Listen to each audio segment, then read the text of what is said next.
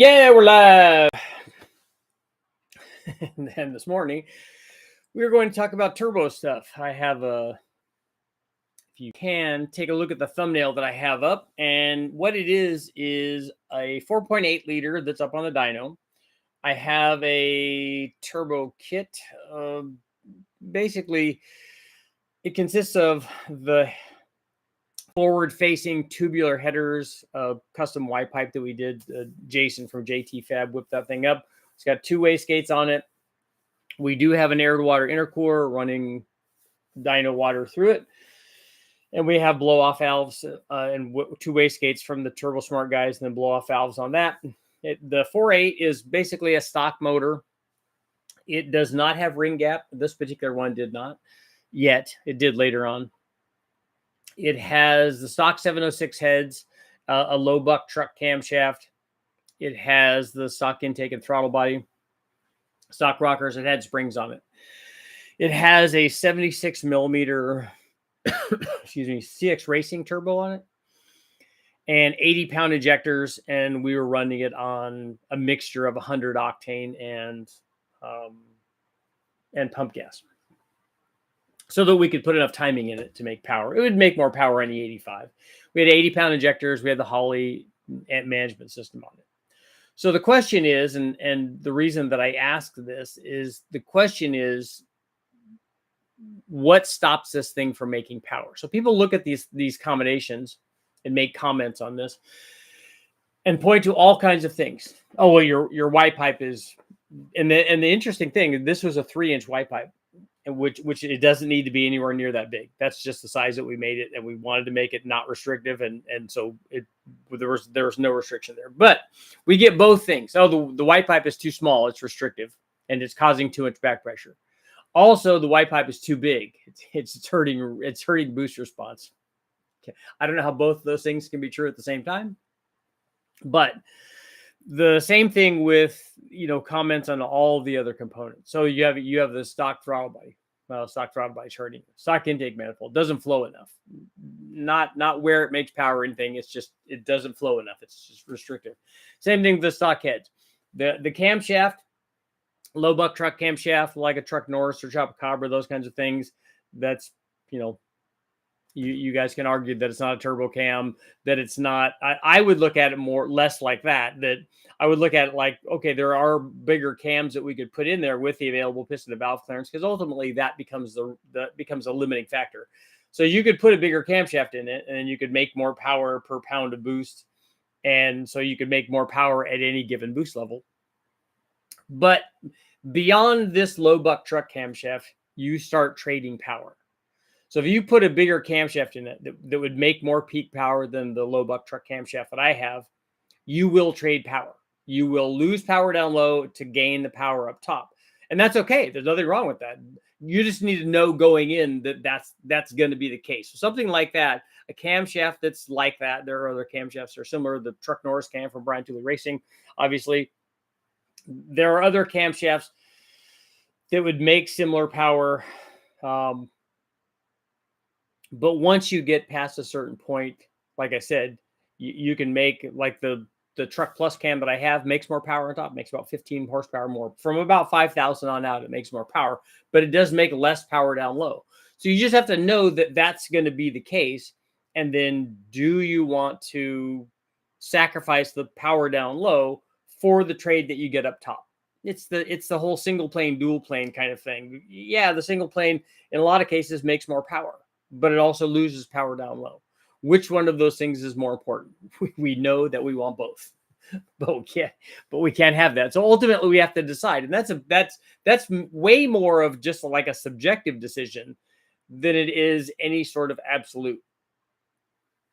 This has an air to water intercooler, as I said. And so we weren't ever even running very much boost on this thing, 10 or 12 pounds or something. So the question is, and these are the comments that I get. The question is, what's holding this thing back from making power? Is the throttle body too small? Is the intake too restrictive? Is the camshaft too mild? It has springs in it, so that's probably not the issue. Is the motor itself too small? It's a 4.8. It's not a 5.3 or a 6.0 or a 6.2, 7 liter, whatever. It's not that. Is the intercooler restrictive? Is the exhaust coming out of the turbo, which is only 3 inches, exiting this particular turbo is only 3 inches? Is that restrictive? Are we restricting it? Because the thing is that it's odd that people focus in on, for whatever reason, their mind takes them to one particular thing. Oh, this is it. The exhaust is way too restrictive. You need to put a 4-inch or a 5-inch exhaust on it. Your merge for your Y pipe is bad. It's too restrictive.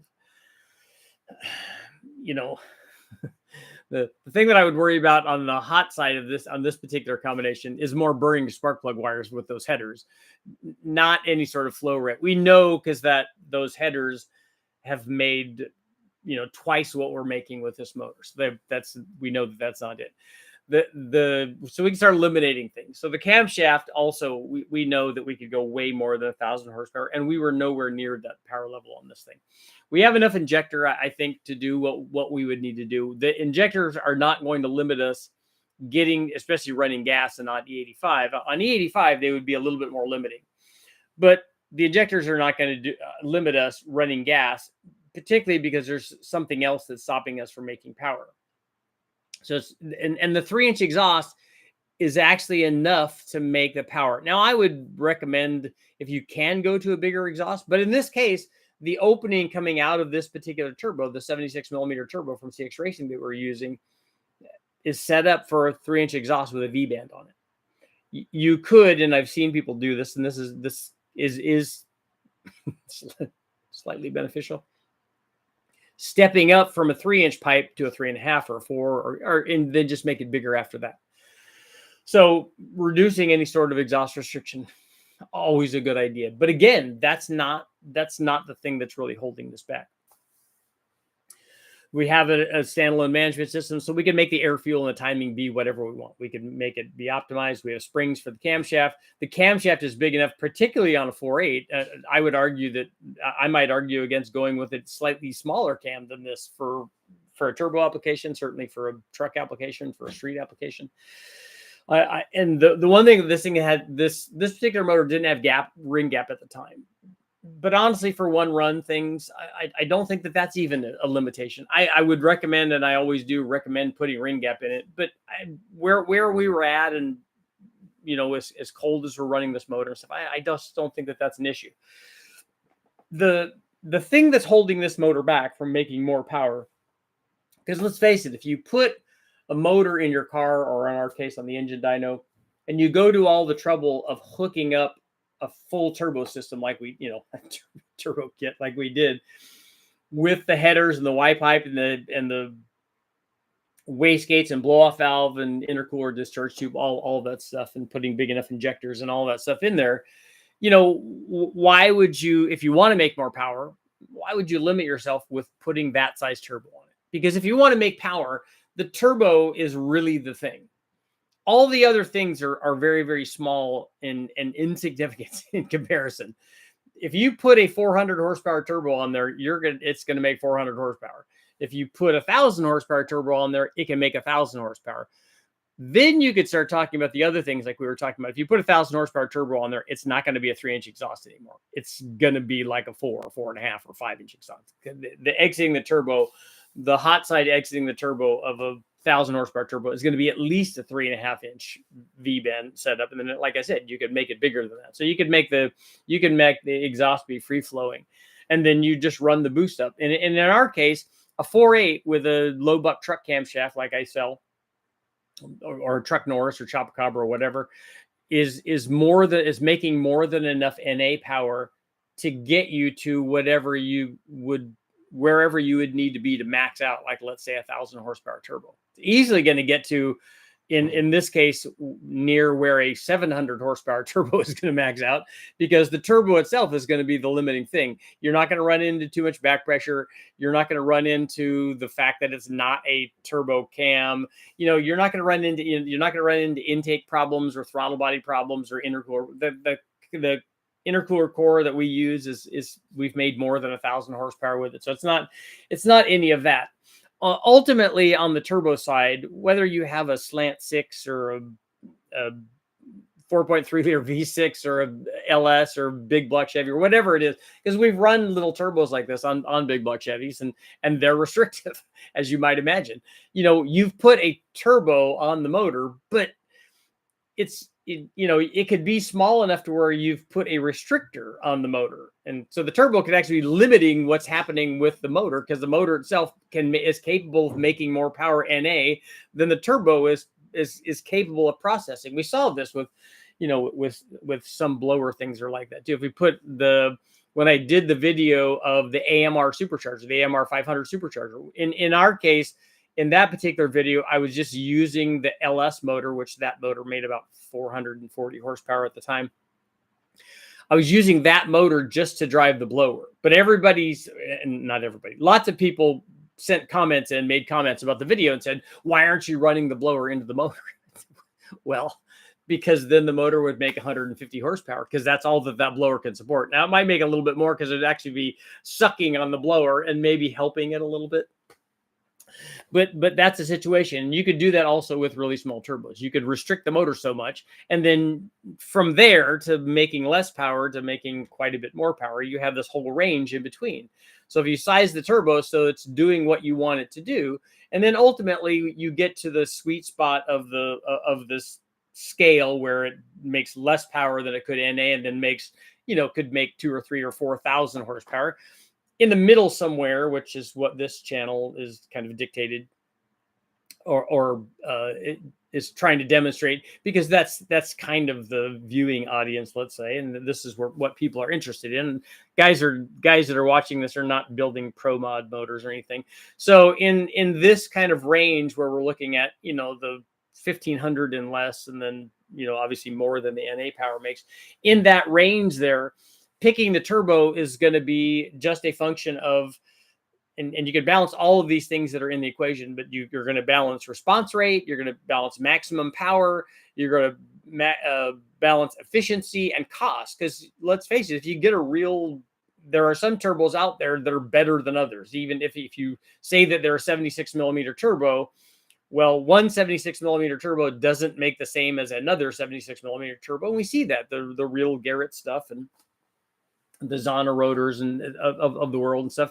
If most of the guys are buying inexpensive turbos because they're just looking for a turbo and it makes boost, and I can make 1,000 horsepower with it, and it only costs $600 or whatever, then that's a good deal. And it checks off all of your boxes, because you can achieve what you wanted to achieve at that price point. If you pick the same size wheel, if that's what we're measuring turbos by, in a more expensive turbo, it would make a lot more power and more than likely also be a lot more responsive. So again, that's one of the metrics. Do you pick it just based on, okay, here's cost and here's power, and that's what I want, and then but I could have this over here, but instead of $600, it's $2,000 or $3,000. Is that worth it? You again, that's a personal thing. You have to decide that. But rather than looking at all of the little things that could affect it, maybe don't, but could, and affect it enough, or could possibly affect it enough that you could argue about it or make comments about it, and it's a little tiny thing, you should not be looking at that stuff. You should be looking at solving the major issues, because that's really what's important. In the case of a turbo motor, whatever it is, an LS, a Dodge, or any Honda, whatever it is, pick the turbo so that it does the thing that you want it to do. And that's our combination of, like I said, of cost and response rate and maximum power. And honestly, for me, response rate would be more important within a realistic, like, you don't want to put a turbo that, it's super responsive. Yeah, because it's a 200 horsepower turbo, but you're trying to make 400 on your 4-cylinder, and it's never going to do that, but it's super responsive. But look at response rate, at least equally weigh the response rate and the peak power output, because how often you're going to use the maximum power, and if it's a race car, you're going to do that, and so scale it more toward the peak power output. But if it's a street car, scale it more towards response rate. You'll be much happier, and it'll be much funner on 90% of what you're doing, rather than, oh, I've missed out a little bit because I can't now make the big power thing, can't make the big gee whiz number, or run the 145-mile-an-hour trap speed that I want to run. But while I'm driving it around every other time except when I go to the track, it's a lot more fun. So I like with smaller cams, smaller turbos, more response rate, all of that stuff. You'll be much happier with it. And if you do your setup right, make it so that you can just put the big turbo on, just unbolt the other turbo, bolt the other turbo on, and go do your track thing, and run the 150-mile-an-hour trap speeds with your 1500 horsepower turbo or whatever, and then put the smaller one on that you're driving around for the street. It works good. So we got to have a poll here. Morning poll.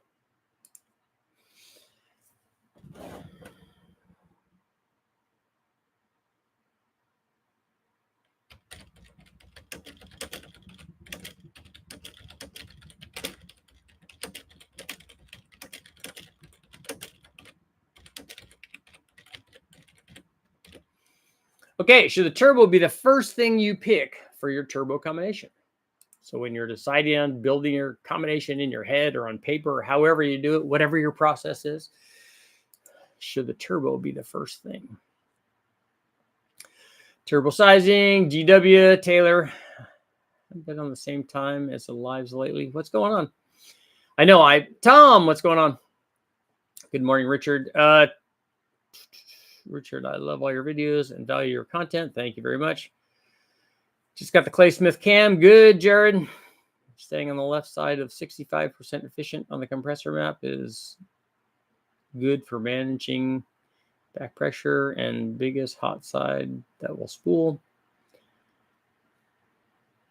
How important is cam degree compared to just dot to dot?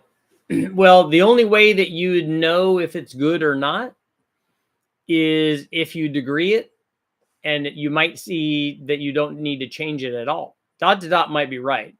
I can tell you from a percentage standpoint, the people that buy cams and put cams in, the number of people that would actually go to especially with the motor in the vehicle, that would go to that would degree it, 1 or 2% of the people probably.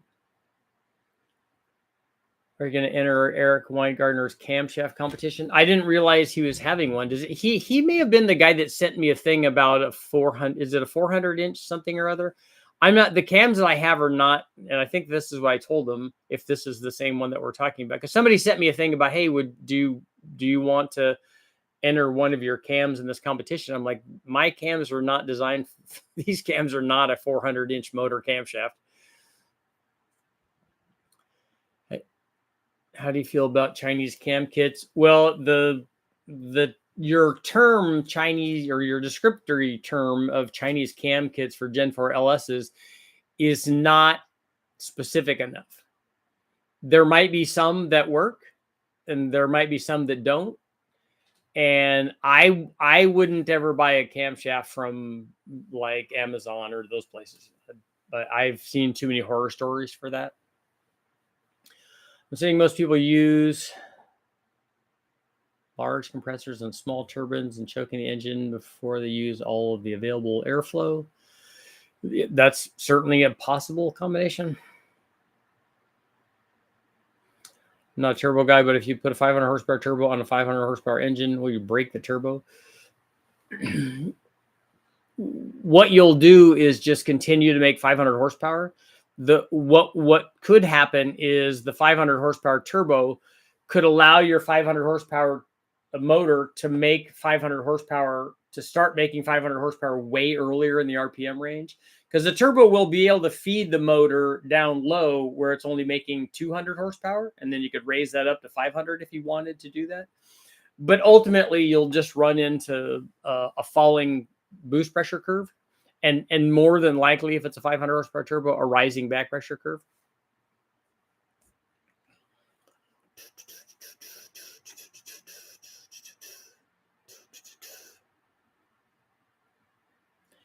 Let's come up with the cam as a group to enter the competition. Well, you're free to do that. You could spec something.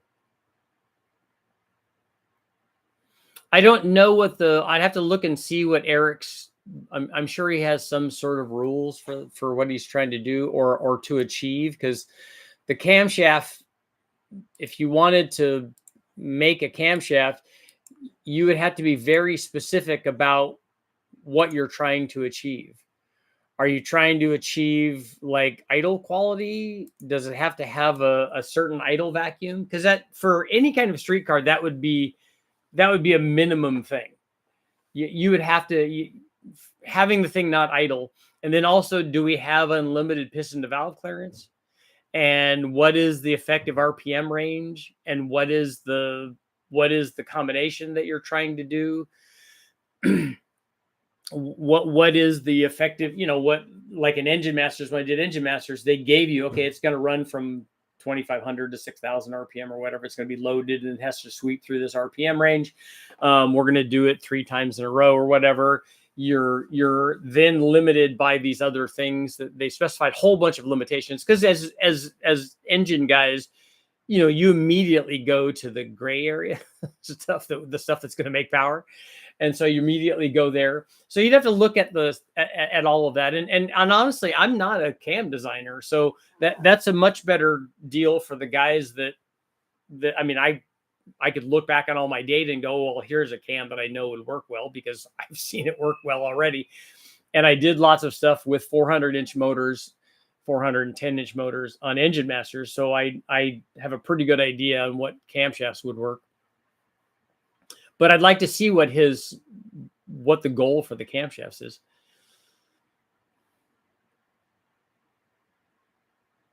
I think it's 4,000 to 7,000 max power, max torque, average power, average torque. How are they going to weigh all those things, though? Because like in Engine Masters, I thought that they did a really good...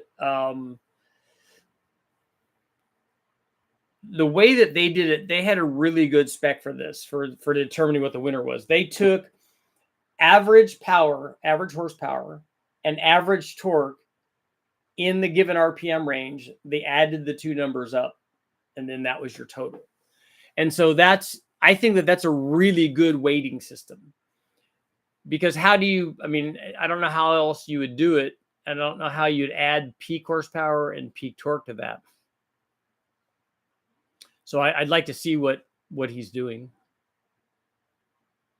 And what kind of motor is it? Is it an LS? Because then LS guys that have done lots of testing on LS cams would do pretty well. Like Brian Tooley would do very well in this.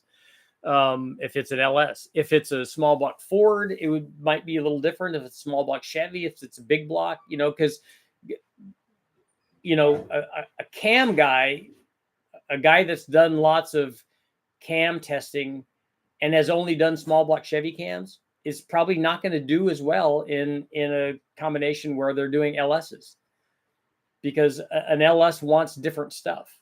And so if all you've been doing is small block Chevy stuff your whole life, or small block Dodge or slant 6 or whatever it is, and that's what you've specialized in, you're going to, because we as human beings get really good at the things that we do it over and over and over again. That's called practice. That's what we do. If you want to go run a marathon, you go run a lot and you go practice that. But if you're doing that and you're going to try to run a marathon and somebody says, well, I want to have a competition with you on bench press, you're not going to do as well at that probably as you would running your marathon. So it's the same thing. Engine Masters needs a boosted class. They still conduct the competition. No, Engine Masters isn't a thing anymore. At least the competition isn't a thing anymore. It's a 408 LS, 11.5 to 1 ported heads. And it's carbureted. So it's a carbureted single plane intake manifold.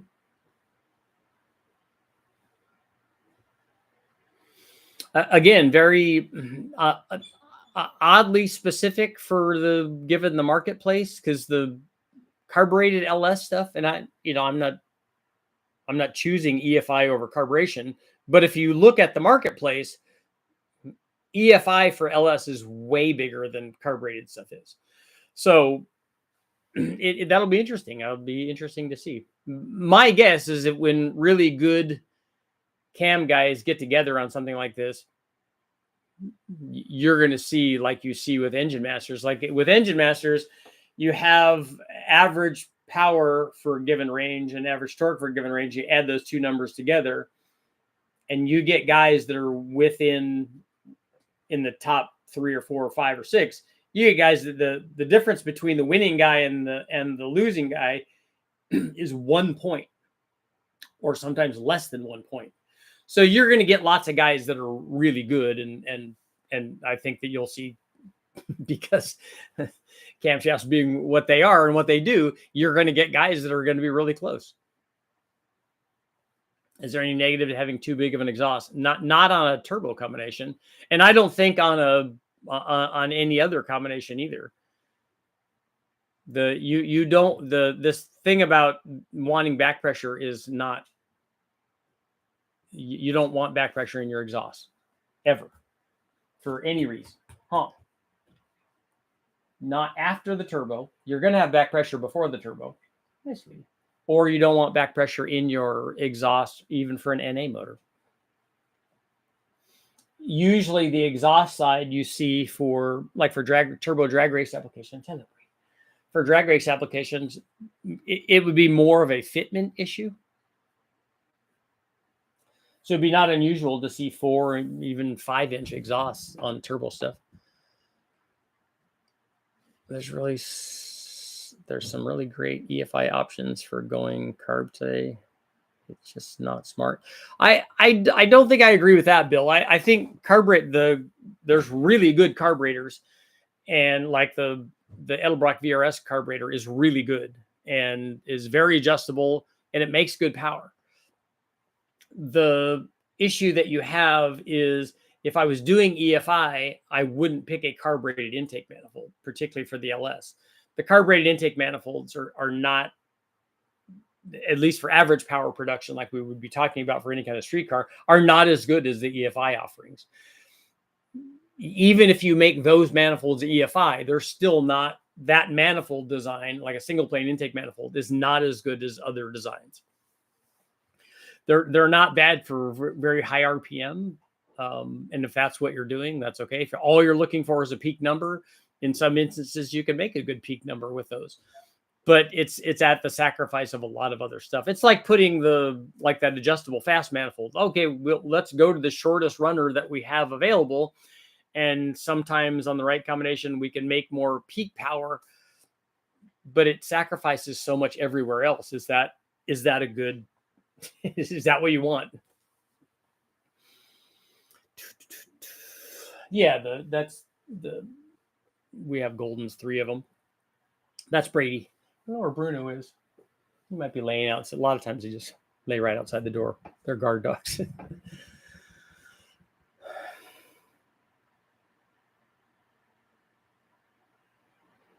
Just did an injector swap, 25 pounders. That's what they weigh, not what they flow. What are you swapping? Are they diesel injectors? What are they?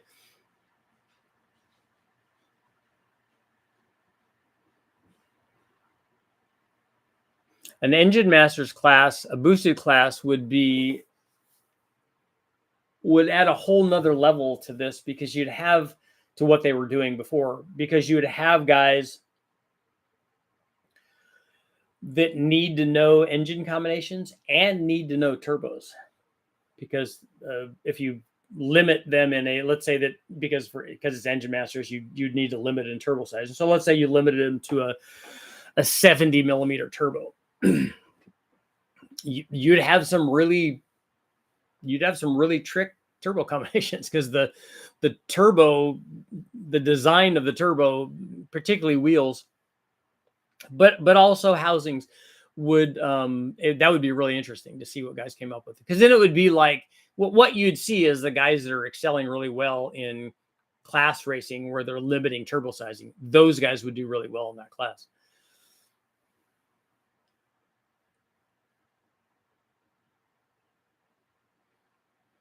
Is there any benefit to things like X pipes for duals? Yes, there is.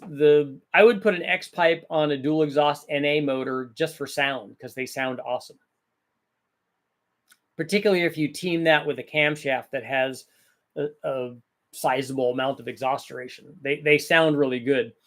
The power gains that we saw when the guys from Engine Masters did the testing on H pipes and X pipes and things, there isn't a significant change in power, or there wasn't in their test.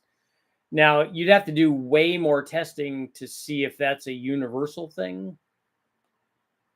Is it always that way?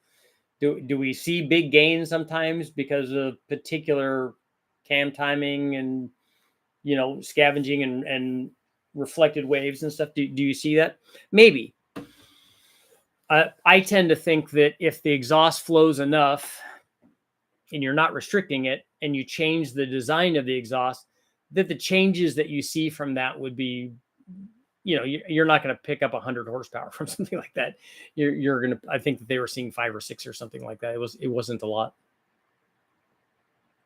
But like I said, I would do it just because X pipes sound amazing. I remember when we were in World Challenge, the real cars like Gelati's car and the AER car that Rob Fellows, Ron's younger brother, was driving. First of all, they had real motors that had lots of RPM and lots of compression, made lots of power. I didn't have that. But they also had X-pipe exhausts, which sounded amazing. So it's kind of worth it just to have it sound like cool.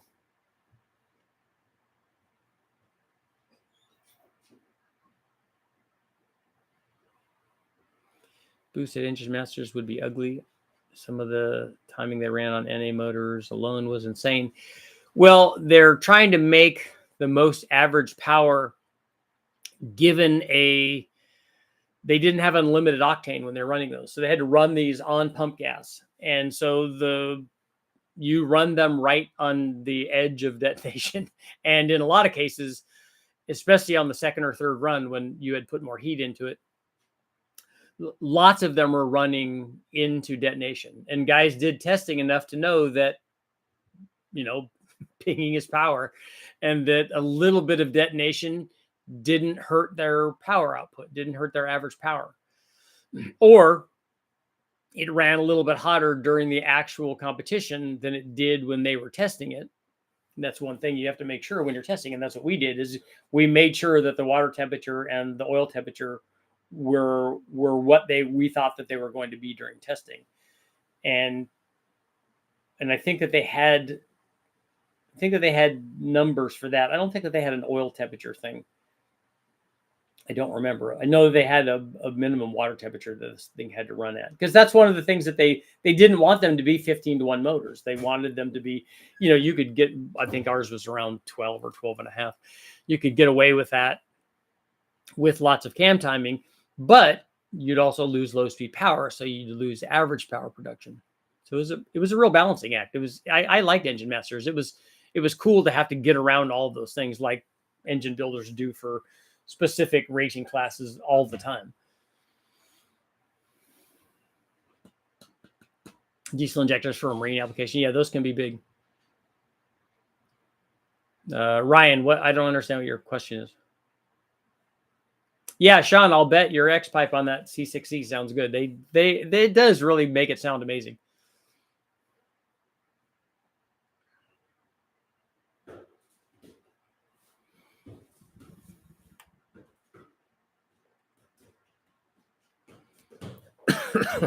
Ryan, are you asking if the air was too small on the exhaust housing on this turbo? On this combination? That was not the problem. The problem was the turbo itself was too small.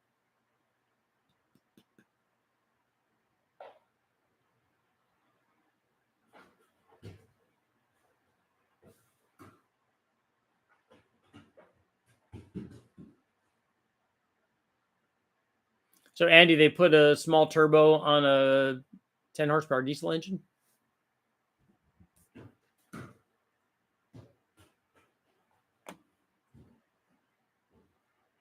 What's our poll doing? Should the turbo be the first thing you pick for your turbo combination? 54% are saying no. So of the people that are saying no, what is the thing that you should pick for your turbo combination? What's the first thing? Is it the motor? Is it the size of the motor?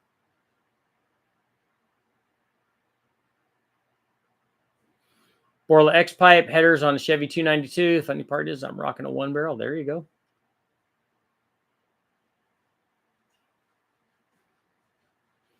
And I would certainly think that the intake manifold that you use would, just like with cam timing, would help determine whether the X pipe was beneficial or not. I think it's always going to sound good, but any sort of power gains that you may or may not get.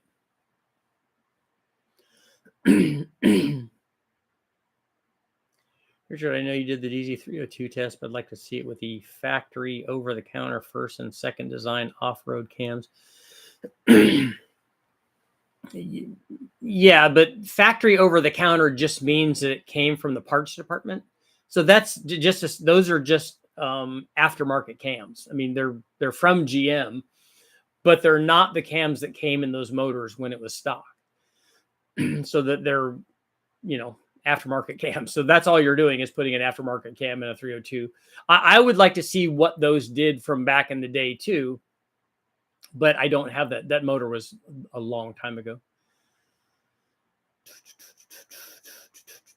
Location, plumbing, intercooler, headers. First thing you should pick is a cam with a tight LSA there for your turbo combination. Yep. So you should pick a tight LSA cam and then build all the other things around that, right? I'm doing the sparkle circle from Marvel. The C4, the autocross I built with X pipe for 275 horsepower never sounds so good. Yeah. Yeah, even on a tune port, you could make it sound racy. Even on a tune port.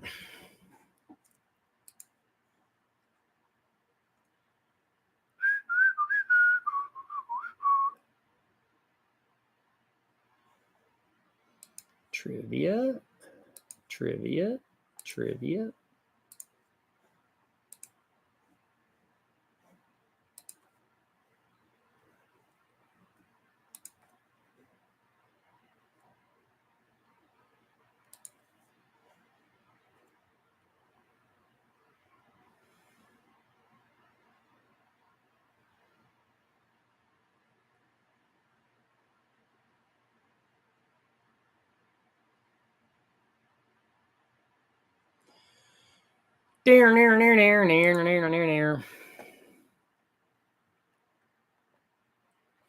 Four-core radiator to get rid of the heat. Cooling is important. If the thing overheats, it doesn't make any difference how much power it has. Same thing with brakes. All the power in the world is coming from a road racing background. All the power in the world is terrible if you don't have brakes.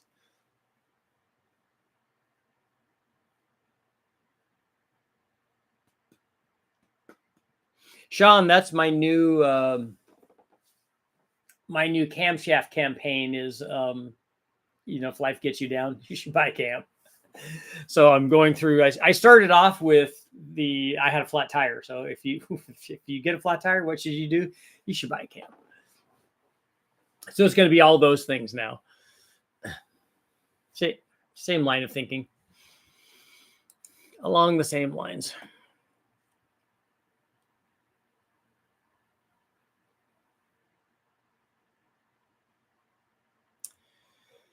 I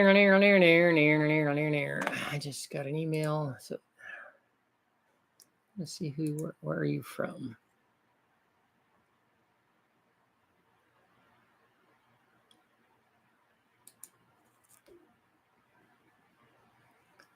There's something about a 333, 346. That sounds like it makes no power below 4,500 to 302. Yeah, Andy, even the stock, the DZ302 cam was like 254 at 50. So it was a lot. And it had very low lift because that way they could, didn't have to worry about springs.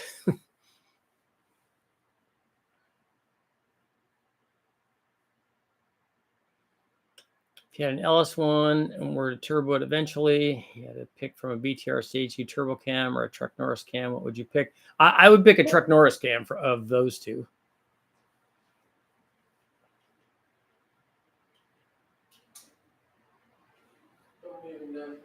All right, no, I'll see you later. Is today minimum day for you? No, okay.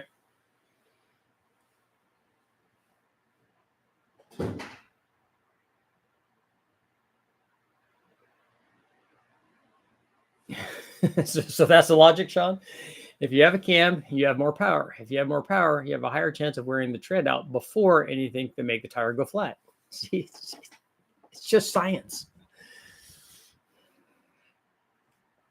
Holding on. That's good. Yeah, and you if you would have picked the Truck Norris cam, I obviously love the guys from Brian Tooley Racing. I also have a cam that does what that cam does, but it's only $179. So you really made the wrong choice. Anyone else getting servo error? No, servo error.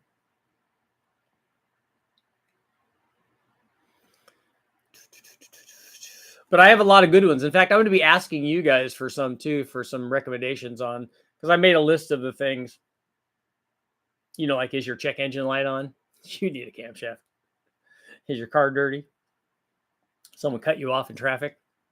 You know what I'd do? I'd buy a cam. So there'd be all reasons why we buy a cam.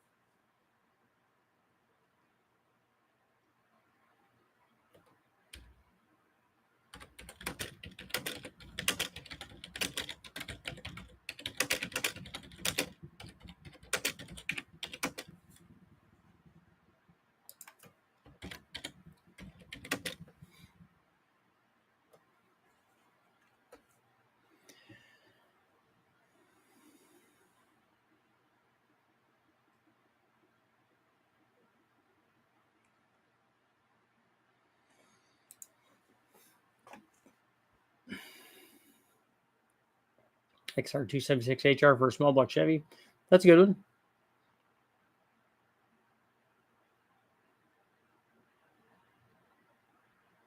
We're having problems because we never tipped the server. Exactly. So we got 73 people here and only 35 thumbs up. Come on, dudes.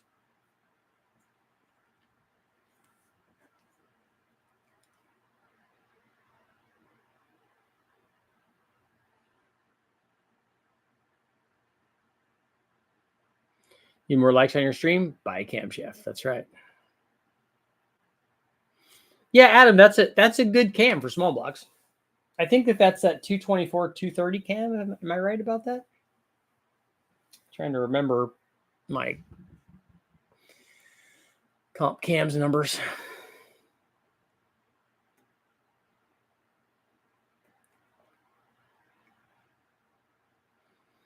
On a 110, yeah. Lots of their cams are on 110s. When they went to LS stuff, they started doing 12s and 13s and stuff. And then on some of their EFI camshafts, they went to wider LSAs on those too. But 110 seemed to be their go-to for lots of stuff. Lots of stuff.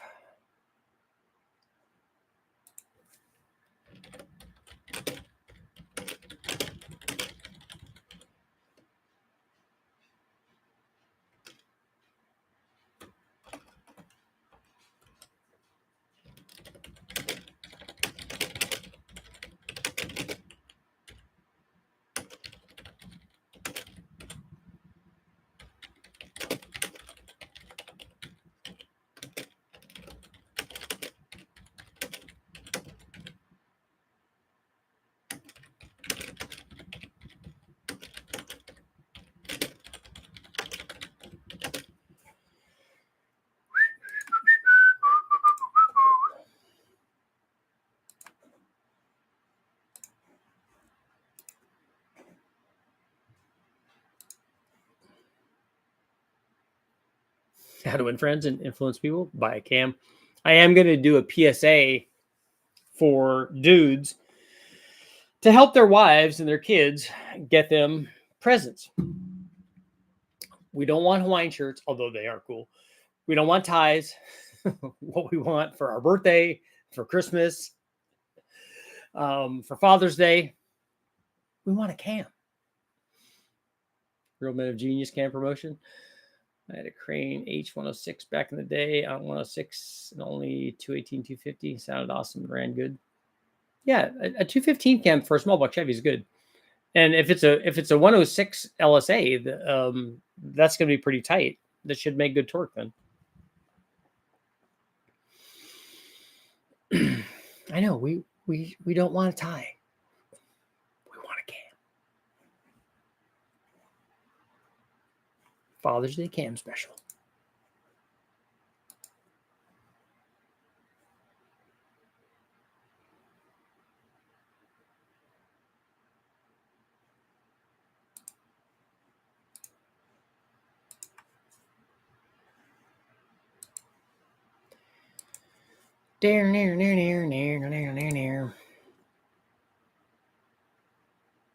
Unhappy with life? Buy a cam. That's right. That's all of this is did you miss the light? Did your motor run out of gas?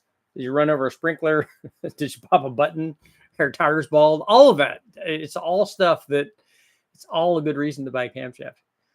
I have a non-LS question. I'm building small block Ford 302 for a drift car. I'm looking for some advice on keeping it alive and happy at 6,000 plus. Do I need to get a balance and send it, or more is needed? I don't know what you're starting with. If you have a motor already and it's in a vehicle and it was running like a junkyard motor or whatever, it's already balanced.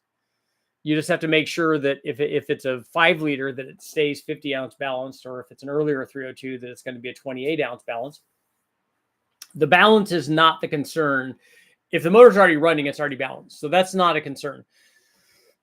For running more than 6,000 RPM, you need to be interested or you need to be focused on more than just balance. Other things, really. You need to be looking at valve train stuff. You need to be looking at springs and camshaft. And then you need to be looking at, are you wanting to make power up there? So you need to be looking at the things that make power, like the camshaft, the intake manifold, cylinder heads.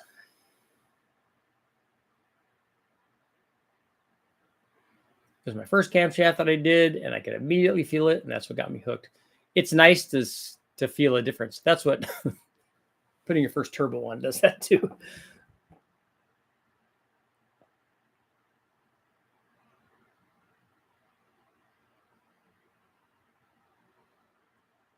Ranked by expertise level, performance, auto, general auto, YouTuber, Herpmaster, cam design. Do you own a car? You need a cam. Exactly.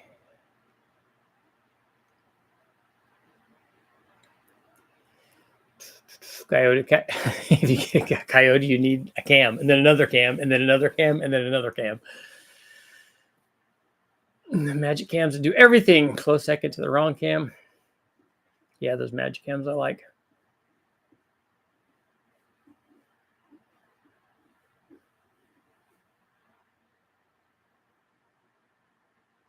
Yeah, Sean, enjoy. That'll be a fun drive.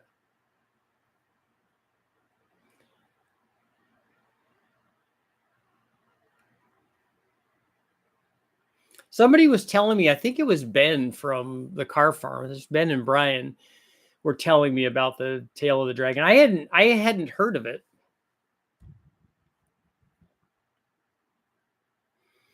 I'm gonna hang this low buck truck cam on the wall with the wrong cam t-shirt on it. You're gonna keep the other one in the Camaro. Keep a stock one. Well, what you should do, because the only thing better than, when life gets you down, when life gives you lemons, you should buy a cam, is you should have a spare, because you should always have a spare.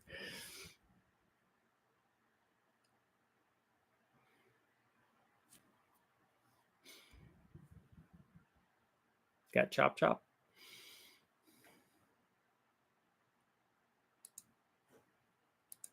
Chop Chop was the name of the guy that used to be at the Orange County Fair, and he was selling the slicer dicer Vegematic things, and he was awesome. Running 302 from a 95 F-150, there'll be head cabin intake. I've been seeing conflicting about the need for ARP rod bolts.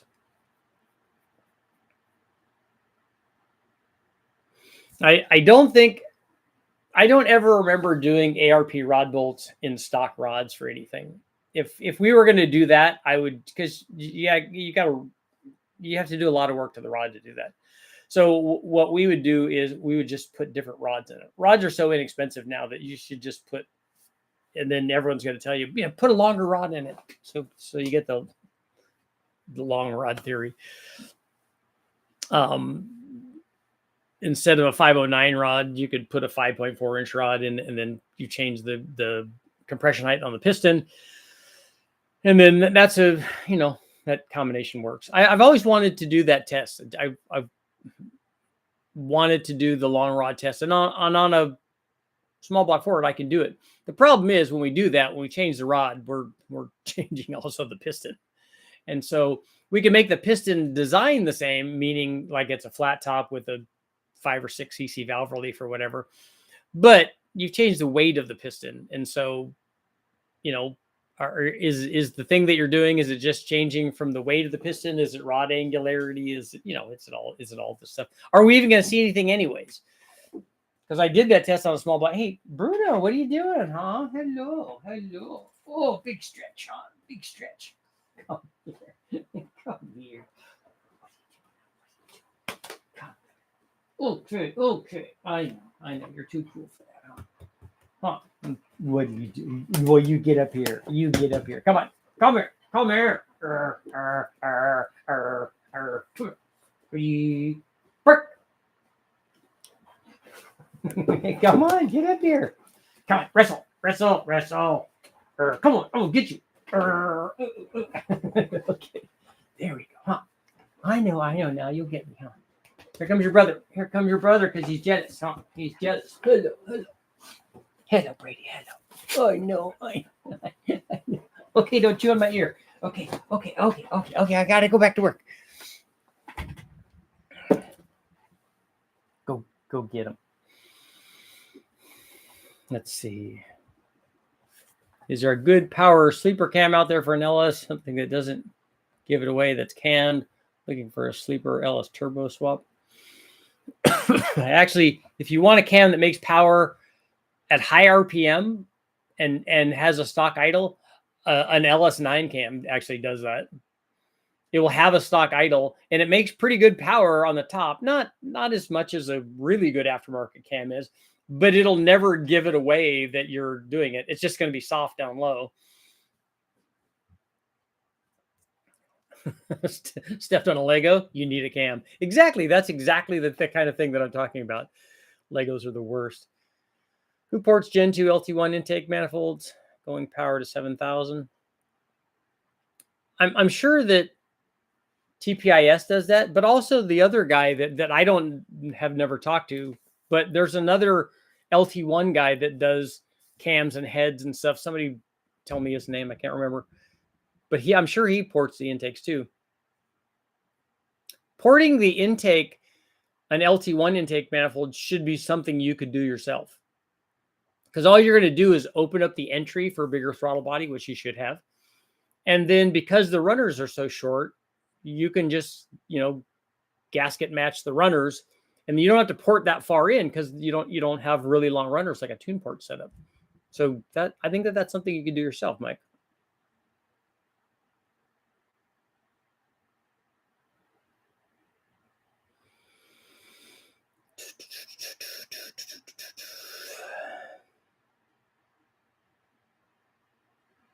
Last time I was there with my Camaro group, a motorcycle crashed each day, and the police started getting real impatient. Yeah, you don't want that. The problem is when a bunch of people get together, there's going to be people that understand what the program is, and then there's going to be people that don't understand what the assignment was. They think that their thing is that they're going to show you how super cool they are. And they're going to find out that their bike has a lot of talent and actually has more talent than they do. Lots of ability. Lay down, Bruno. You're okay. Lay down.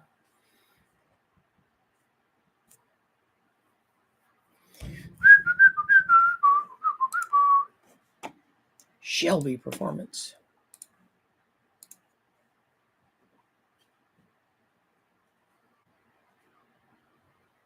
You get a cam. I could go all Oprah.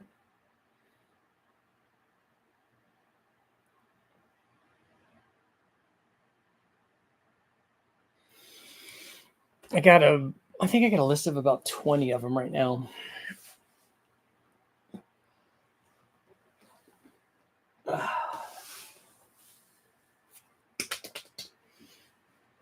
That's good stuff. Should the turbo be the first thing you pick for your turbo combination? We're about split now. 51 no, and then 49 yes. It's like people don't even listen to me anymore.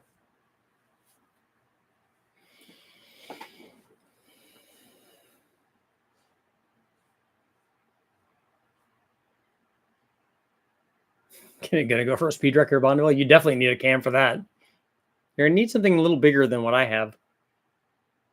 Although, well, nah, you don't have to worry about response and stuff. You could put a bigger camshaft in it. At least you get the Truck Plus cam if you're doing an LS.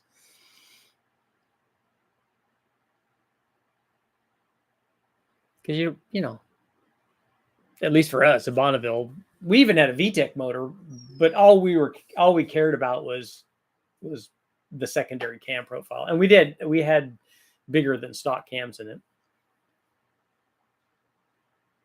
Because I like running lower boost numbers and making more NA power at Bonneville. I figure lower boost, lower temperatures, even though we had ice water and it was super cold anyways.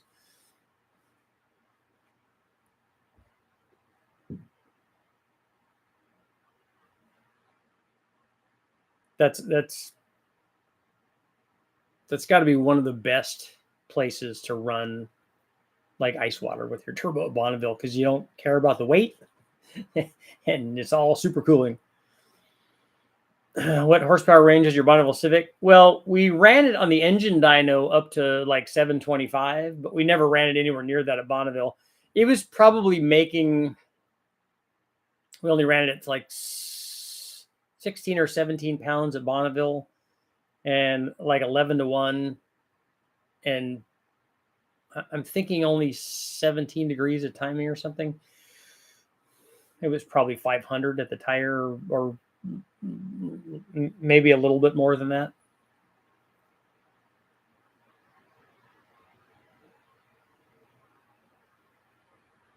Neighbors you don't like? Yeah. Did you meet a Karen today? You need to get a camshaft. Yeah, Mike, everyone should go to Bonneville. It's definitely worth, even if you just drive out there for the day or whatever, for a day or two.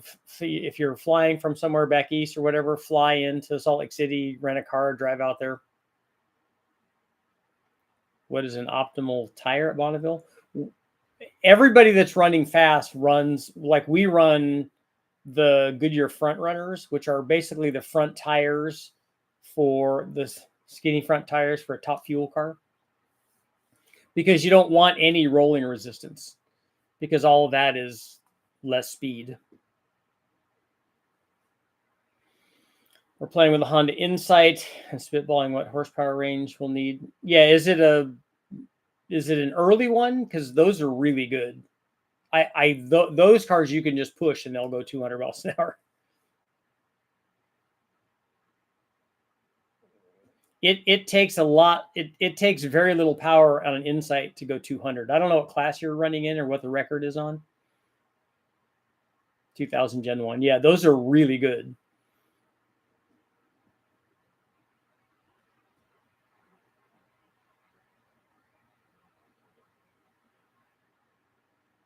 And an Insight might be I don't know what the seating arrangement is in the Insight. Is it a 2-seater? Or is it a 4-seater? I don't know if that's a modified sport or if it's a 2-seat GT class. Okay, yeah. That's okay.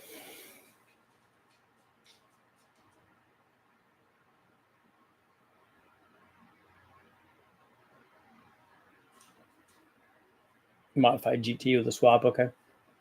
What are you guys going to do, a K series in it or a B series? I've wanted for the longest time to do a 1 liter. I was originally going to do a B, and then we thought, well, we could do a K.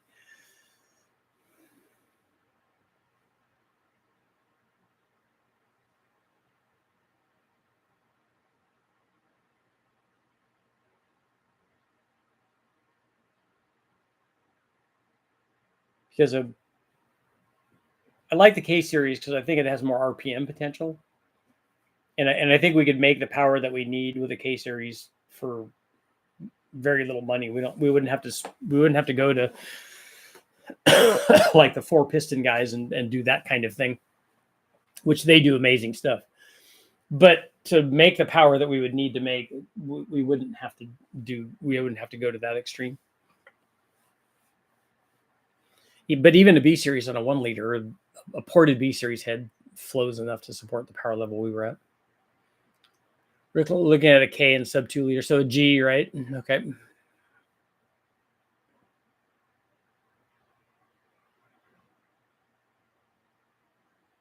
Because H would be 1.5, and I would be 1, and G is a class that we ran the Civic in.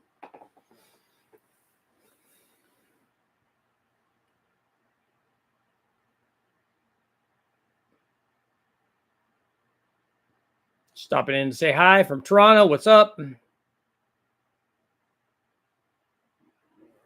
We're having evil thoughts about a couple LS4 engines that have laying around for dune buggies. That would be cool. They obviously need cams.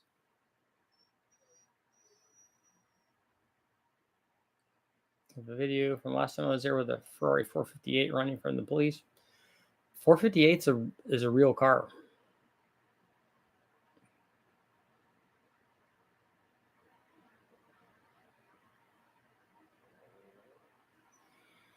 I used to go to the Virginia City Hill Climb put on by the Ferrari Owners Club, and that was a fun event because the road, the way that hill is, there are 2 roads that go up and end up in the same spot. So they could close that section of the road down and let us race up. And then you drive back down the other road where they diverted all the traffic anyways. And it's Virginia City Hill. It's Virginia City. So it's not like it's not the 405 freeway. There's not a lot of traffic there anyways, but it's really cool. And it was cool to see, especially as I was just a kid with a Mustang. And so to be able to go up there and see Ferraris and Lamborghinis and stuff and other cool cars, other non-Ferrari cars, it was very cool to see all that stuff in person. What does a minimalistic cost to run Bonneville? The entry to run Bonneville is hundreds of dollars. That's not the cost. The cost is going to be the build of the car. What, more pets? Is that what the deal is? What are you doing? Oh, what are you doing? Hello. Your tongue's hanging out. You look silly. That's right. I said it.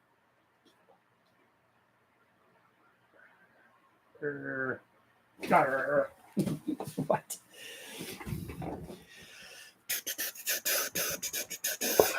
Hello. What are you doing? Oh, what are you doing? Oh, now you want pets? Oh.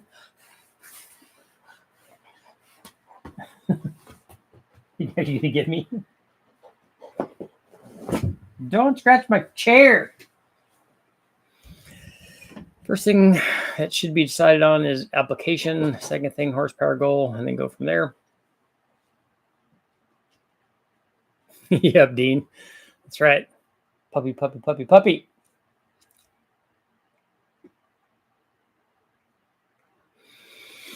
And then going to Bonneville, like the trip to Bonneville, obviously you've got to drag your car out there. So there's expense of, trailers and fuel and food and however long you're staying there, you got to stay somewhere. So all of that, it's not a cheap date. We're going to end our poll at 53 no and 47 to the positive. I did the salad hands. Ford small block Ford Cobra intake. It's hitting a valve cover, so I use a 1/2-inch spacer to raise the upper. Is this a visual choke point? Going to use force induction. Will this make a difference on performance? Are you asking if the half-inch spacer? The question for a 1/2-inch spacer is, would it change the runner length? It does by a 1/2 inch, which that's not very much. Is the spacer that you use ported out to the size of the entry and exit from the other sides of the upper and lower Cobra manifold?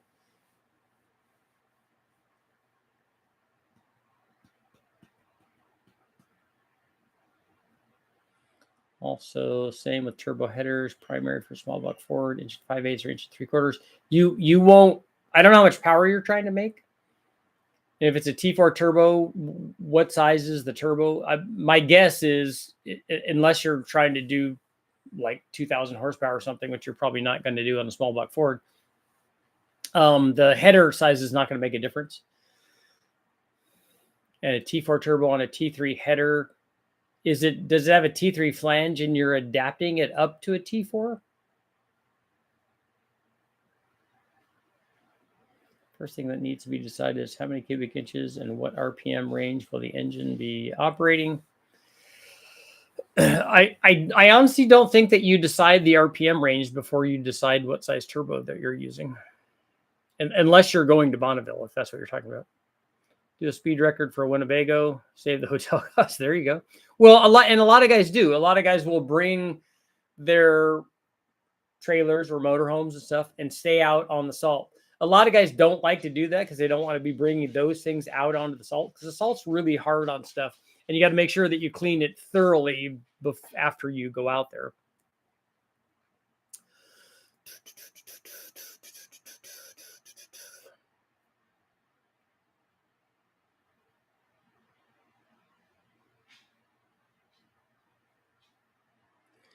Has anyone tried treaded tires for traction? Everyone complains about friction, but then add 500 pounds of the trunk. Guessing someone has. Yeah. You don't. You want to do what works, and you want less rolling resistance. You won't get traction from on a loose surface because it's just salt. You normally camp in the bend on the entrance road. What's the speed record for the Winnebago itself? I'm sure that they have a class. They have like big rig classes and stuff. So I'm sure that there's a class for Winnebagos. I've never looked into that specifically. It's going to take a lot of power. It's not going to be very aero. But I like when they used to race the Winnebagos, the guys that would pull their race cars with them, and then guys got to racing those at the track too, which was pretty cool.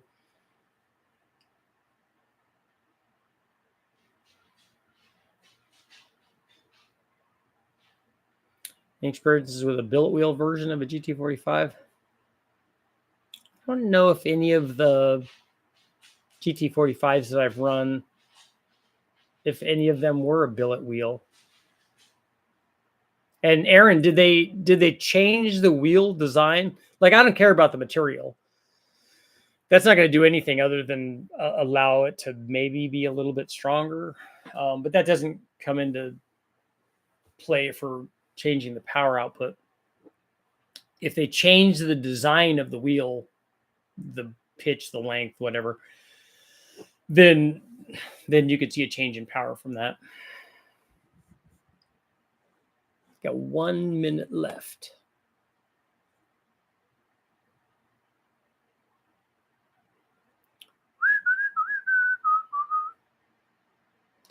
The thought train is they spool faster from a lighter wheel, from my understanding.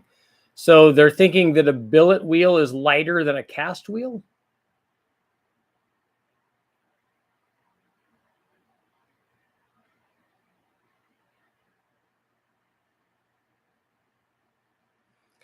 I'd like to see how wheel weight, like any sort of realistic change that you could make in the wheel weight, I'd like to see how that affects. I'd like to see how that affects response rate.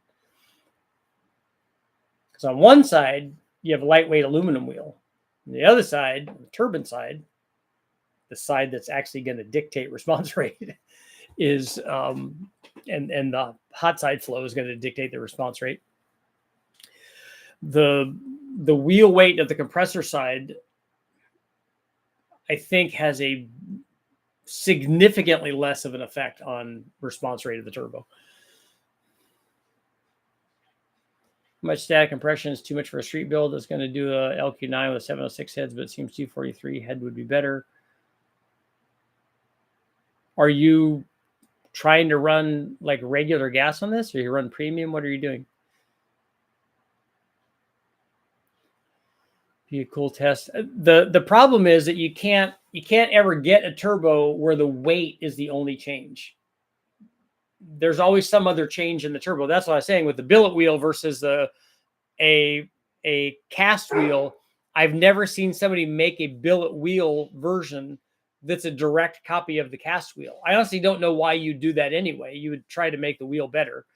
And so that would be the problem. It's the same problem with running the cylinder head test. Like, we want to run aluminum head versus an iron head. There isn't an aluminum head and iron head that's out there that is exactly the same. At least I haven't seen any. Freiberger tried to do it. They tried to do it with a dart head, and the dart guys told them these are the same, but they're not the same. Nissan uses ceramic wheels on old turbos. They do for response rate, but the downside is they only help to 14 pounds. I've seen those.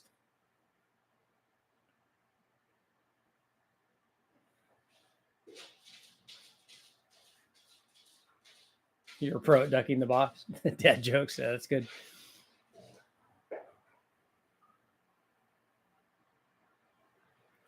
Have you tried using race math?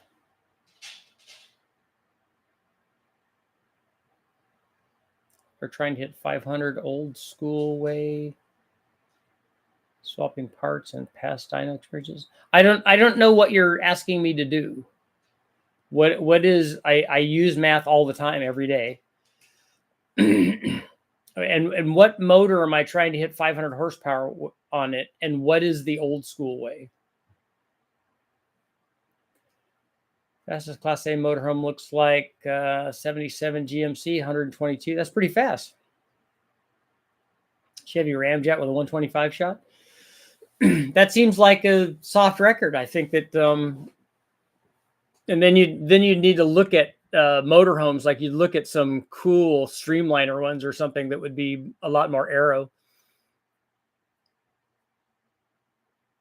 And so if it's a 502, and then the 125 shot would mean it would be in a fuel class.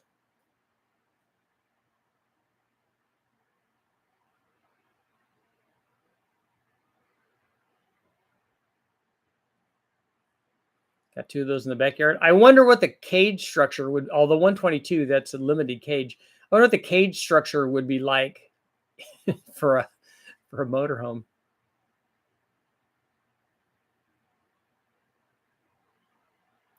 Swapping parts you think is best will work. But how is that an old school way? I don't understand what the designation is, maybe.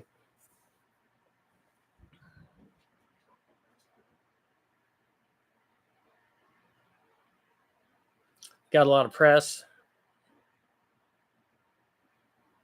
Yeah, Sean, it would depend on what class it was in for the aero.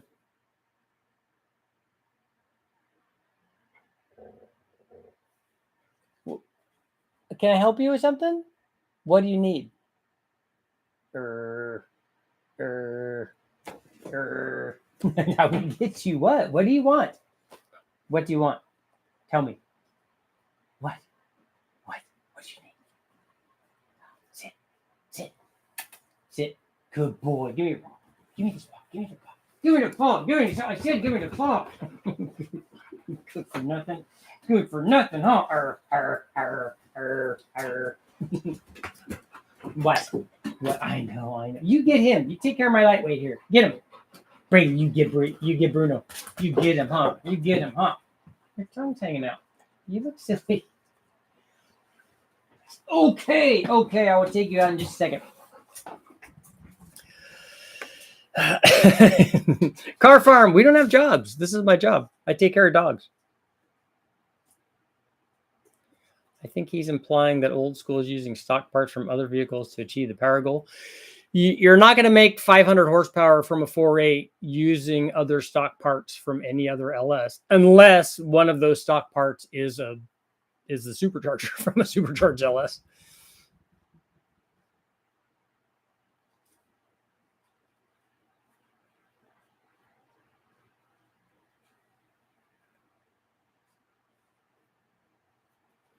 BNR, we talked about getting the 4.8 to getting a 4.8 to 500 horsepower and what it would be required, but nothing from a wrecking yard is going to get you there. Making 100 more than 100 horsepower per liter requires like real dedicated stuff.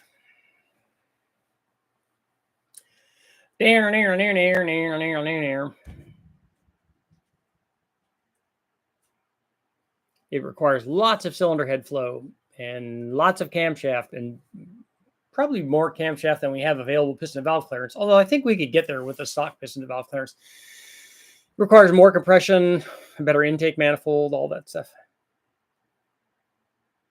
Does a cross on the top of 5.3 piston contribute to hot spots?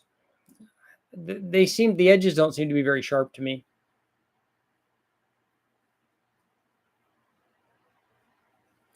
You could bend the rules, allow aftermarket piston rings from Total Seal. No, rings would be, I mean, if I'm just trying to make 500 horsepower, I just want to do it with a stock bottom end, but rings would be okay with. I'm okay with that, because when we do turbo stuff, even when we do the stock bottom end turbo stuff, we change ring gap. Now, we still use the stock rings, but better rings, I think, would help. The problem is when you mentioned that to Lake, he said, okay, well, I want to change the pistons too. Because we want to have the right piston ring groove in here, because we want to have the right clearance for the ring, so we're not getting the ring moving around. I'm like, well, we can't do that. We can't. It's going to do what it does. I disagree. There are some turbos in the junkyard. Yeah, but not turbos on a LS though. And that's I thought that's what he was talking about.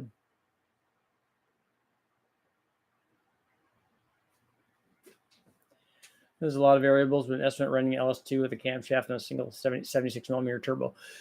The power output would be the function of whatever that turbo will flow at. And there's a big disparity between different 76 millimeter turbos. Some of them only make 700 horsepower. Some of them make 1200 horsepower. So whatever the turbo that you pick is, whatever the turbo is capable of, your combination would be capable of that. Gas ported ring set.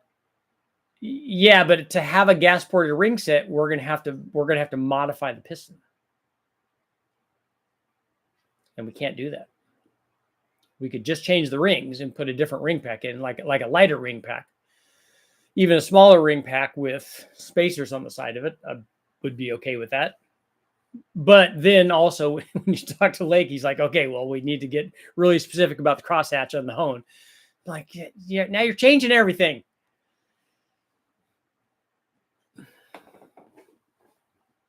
But that's, I mean, he wants to make the power, especially after he saw the video of me showing him the engine at MPMC. I showed him, I said, do you think we have some blow by there? He goes, oh, man. I said, do you think rings will help? He goes, why are you asking me questions like this? They're ready to install on a stock or forged piston. Okay. So we have grooves on the top side of the ring then? Okay.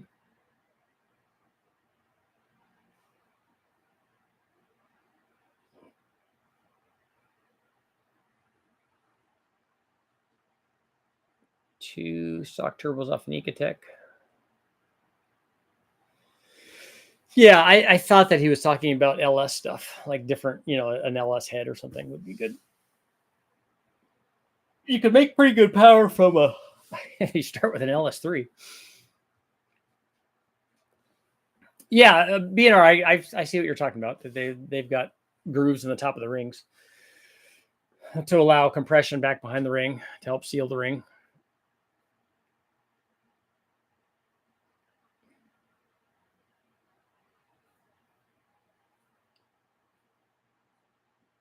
I'd like to see if a ring package did something.